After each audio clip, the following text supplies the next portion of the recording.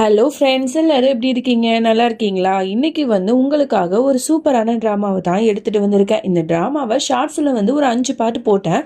So எல்லாருமே long video போடுங்க அப்படின்னு சொல்லியிருந்தீங்க. ஸோ உங்களுக்காக தான் இந்த வீடியோ. இனிமேல் இந்த ட்ராமாவோட லாங் வீடியோ வந்துட்டே இருக்கும். எல்லாரும் பார்த்து சப்போர்ட் பண்ணுங்க. நம்மளோட 3 முடிச்சு ரோஹிணி தான் இந்த ட்ராமாவில் ஹீரோயினாக நடிச்சிருக்காங்க. ரொம்பவே சூப்பராக இருக்க போகுது. ஸோ அதனால மறக்காம எல்லாரும் பார்த்து என்ஜாய் பண்ணுங்க. சரி, வாங்க ட்ராமாக்குள்ள போயிடலாம்.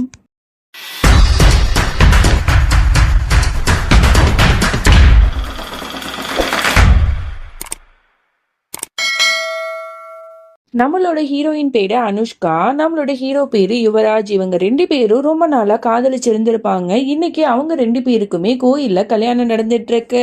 நம்மளோட அனுஷ்கா சொல்லிட்டு இருக்கா, இந்த மாதிரி வீட்டுக்கு தெரியாம தான் நான் ஓடி கல்யாணம் பண்றேன், உன் மேல எனக்கு முழு நம்பிக்கை இருக்கு அப்படிங்கிற மாதிரிலாம் சொல்லிட்டு இருக்கா. உடனே யுவராஜ் சொல்லிட்டு இருக்கான், உன்னை நான் அவ்வளோ காதலிக்கிறேன், என்னை நம்பி நீ என்னை கல்யாணம் பண்ணிக்கலாம், உன்னை நான் கண் கலங்காம வச்சுப்பேன் அப்படின்னு சொல்லிட்டு வாக்கு கொடுத்துட்டு அவங்க 2 பேரும் அந்த இடத்துலயே கல்யாணம் பண்ணிக்கிறாங்க. இங்க அனுஷ்காவை தேடிக்கிட்டு அவளோட பாட்டி ஊரில் உள்ள எல்லாரையும் கூட்டிக்கிட்டு வந்துட்டு இருக்காங்க. அவங்களுக்கு பயங்கர டென்ஷனா இருக்கு. ஏற்கனவே என்னோட இன்னொன்னு பேத்தியை இழந்துட்டேன், இப்ப இவ வேற ஓடி போயிட்டா, இவளை எப்படியாவது நான் காப்பாற்றணும், அந்த கல்யாணத்தை நான் நடக்க விட மாட்டேன் அப்படிங்கிற மாதிரிலாம் சொல்லிக்கிட்டு இருக்காங்க. இவ கல்யாணம் பண்ணும்போது இவளுக்கு அவளோட தங்கச்சியோட ஞாபகம் வருது. அவளுக்கு ரொம்பவே அழுகையா வருது. ஏன்னா அவளோட தங்கச்சி கூட அவ ரொம்பவே சந்தோஷமா ஒரு வாழ்க்கை வாழ்ந்திருப்பா. ஆனா அவளோட தங்கச்சி இறந்து போயிருப்பா. இதெல்லாம் நினைச்சு பார்த்துட்டு ரொம்ப வருத்தப்படுறா. நீ கண் கலங்காதமா, எல்லாம் சரியாயிடுங்கிற மாதிரி யுவராஜ் சொல்லிட்டு இருக்கான். இவங்க 2 பேரும் கல்யாணத்தை நடத்தி வைக்கிறது யாரு அப்படின்னா நம்ம யுவராஜ் இருக்கால, அவனோட தங்கச்சி தான். இங்க நம்மளோட யுவராஜ் அனுஷ்காவோட நெத்தியில குங்குமத்தை வச்சு அவளோட கழுத்துல தாலியும் கட்டி அவளுக்கு ரொம்பவே சந்தோஷமா இருக்கு. அவங்க 2 பேரும் 7 வனம் நடந்து வந்துட்டு இருக்காங்க. அப்பதான் கரெக்டா பாட்டியோட என்ட்ரி நிறுத்துங்க அப்படின்னு சொல்லிட்டு நிக்குது. உடனே கோவமா அந்த யுவராஜ துப்பாக்கியால சுடுறதுக்கு பாக்குது.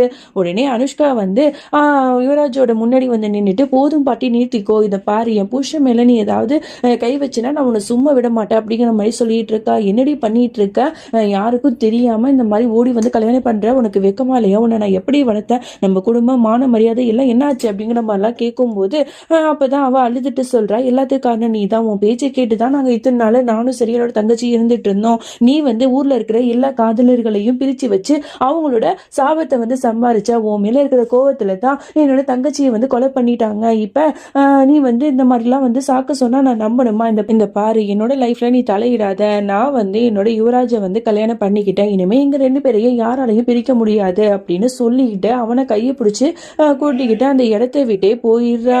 பாட்டிக்கு ரொம்ப அசிங்கமாயிடுது. அப்படியே தலையில கையை வச்சுட்டு, ஐயோ மானம் போச்சு, மரியாதை போச்சு அப்படின்னு சொல்லிட்டு ரொம்ப வருத்தப்பட்டு ஃபீல் பண்ணி பேசிட்டு இருக்கு. அதோட இங்க அனுஷ்கா யுவராஜ் இவங்க 2 பேரும் கார்ல வந்துட்டு இருக்காங்க. அப்போ அனுஷ்கா ஒரு மாதிரி யோசனையாவே இருக்கா. அவ மனசுக்கு ரொம்பவே கஷ்டமா இருக்கு. அவ ஃபேமிலியை பத்தி, அவ இவ்வளவு சந்தோஷமா இருந்தா எல்லாத்தையும் யோசிச்சு பார்த்துட்டு ஒரு குழப்பத்தோடையும் வந்துட்டு இருக்கா, கண் கலங்கிட்டு.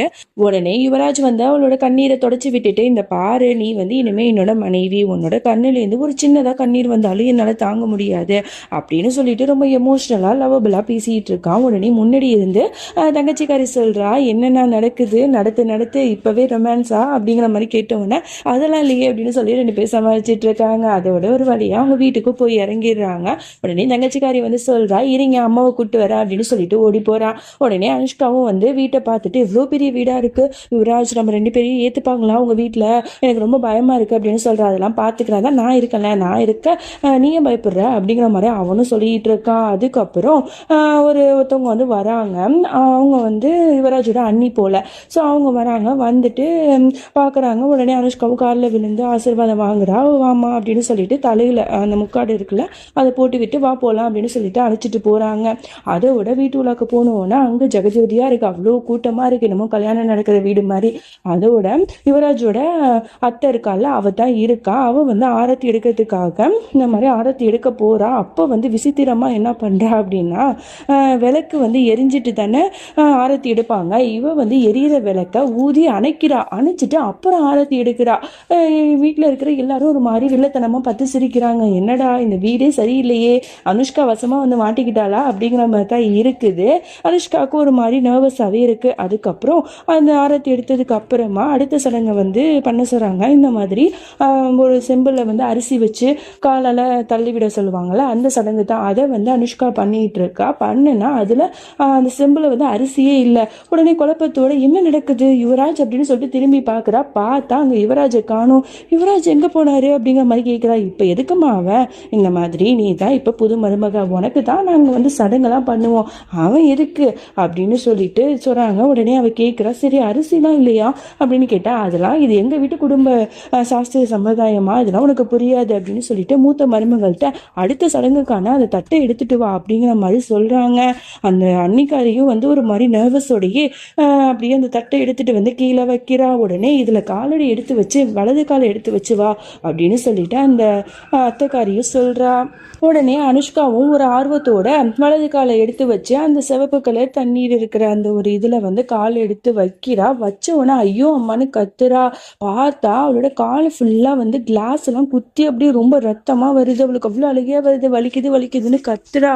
அப்போ யுவராஜ் வந்து கரெக்டாக முன்னாடி நிற்கிறான். யுவராஜ் கால் வலிக்குது அப்படின்னு சொல்லிட்டு கத்துறா. உடனே யுவராஜ் வந்து அவளோட கையை பிடிச்சிக்கிட்டு அவன் தான் வந்து அவளை பத்திரமா வந்து உள்ளாக்க அழைச்சிட்டு போகிறான். உடனே அவள் அழுதிக்கிட்டே வந்து நொண்டி நடந்து வீட்டு விழாக்க வரா. அப்போ வந்து அவன் என்ன நினைச்சான்னு தெரியல.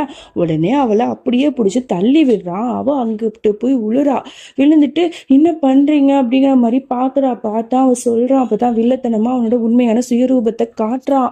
என்ன நீ நினைச்ச, நான் உன்னை காதலிச்சு கல்யாணம் பண்ணிக்கிட்டேன்னு நினைச்சியா? அதுக்கெல்லாம் வாய்ப்பே இல்லை.